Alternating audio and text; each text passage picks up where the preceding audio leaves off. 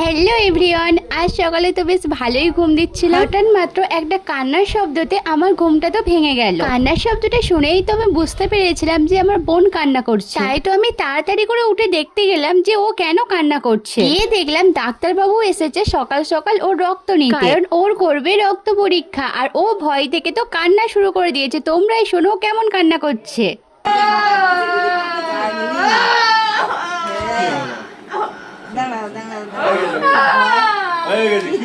ও এমন কান্না করছে, ওর দেখে মনে হচ্ছে যেন ও বাপের বাড়ি ছেড়ে শ্বশুর বাড়িতে চলে যাচ্ছে। যাই হোক, তারপরে তো অনেক কষ্ট করে ডাক্তারবাবু ওর কাছ থেকে একটু রক্ত নিয়ে চলে গেল। এরপরে তো আমি চুলটা ভালো করে বেঁধে নিলাম। চুলটা বাঁধার পরে তো গেলাম এখন ব্রাশ করতে। আজ তো আমি ভেবেছিলাম যে আজ একটু বেলা করেই ঘুম থেকে উঠবো, কিন্তু আমার এত সৌভাগ্য কোথায় যে আমি বেলা করে ঘুমাবো। সকাল সকাল আমার বোন এমন কান্না জুড়লো, শুধু আমি কেন, আমার আশেপাশের মানুষগুলো ঘুম থেকে উঠে ছুটে এসেছিল। এরপরে তো আমি কলগেট আর ব্রাশটাকে নিয়ে একটু বাগানের দিকে হাঁটতে হাঁটতে গিয়েছিলাম। জানো তো, এই সকাল সকাল বাগানের আবহাওয়াটা জাস্ট দারুণ লাগে, খুব সুন্দর একটা ঠান্ডা আবহাওয়া থাকে। তাই আমি চলে গিয়েছিলাম বাগানে ব্রাশ করবার জন্য। ব্রাশ করা কমপ্লিট করে তো বড় একটা জলের বোতল হাতে করে নিয়ে নিলাম, আর জলটাও খেয়ে নিলাম। জল খাওয়ার পরে তো আমার চোখ পড়লো এই পাখাটার ওপরে। আসলে পাখাটা অনেকদিন ধরে চার্জ দেওয়া হয়নি, তাই এখন পাখাটা চলতেই চাইছে না। তাই এখন দিদার ঘরে গিয়ে সবার প্রথমে পাখাটা আগে চার্জ দিয়ে দিলাম। পাখাটা তো চার্জ দিলাম, কিন্তু পাখাটা রাখবার মতো কোনো জায়গা পাচ্ছিলাম না, খুব রিক্সে রেখে দিয়ে চলে এলাম। তাহলে আসি, দেখা হচ্ছে তোমাদের সাথে নতুন একটা ভিডিওতে। আর তোমরা কি করছো? তাড়াতাড়ি চ্যানেলটাকে সাবস্ক্রাইব করে দাও। Bye bye.